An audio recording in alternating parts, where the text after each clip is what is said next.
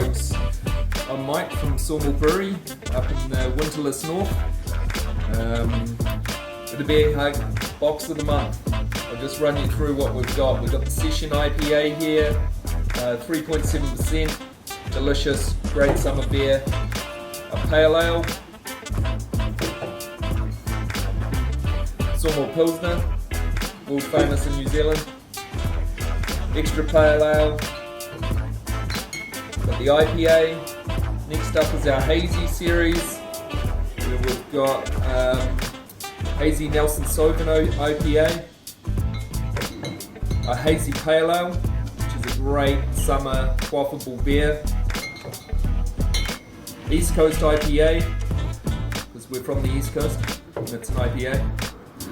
A Blueberry Sour, fruited sour, so it's sour. Great for quenching your thirst.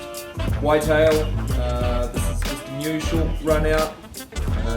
We love European yeast here, so it's got a nice Hefeweizen yeast. Zaka Hazy IPA, US hops in it, a little bit of mosaic, pretty punchy. And last, we've got number 17 in our Aotearoa IPA series.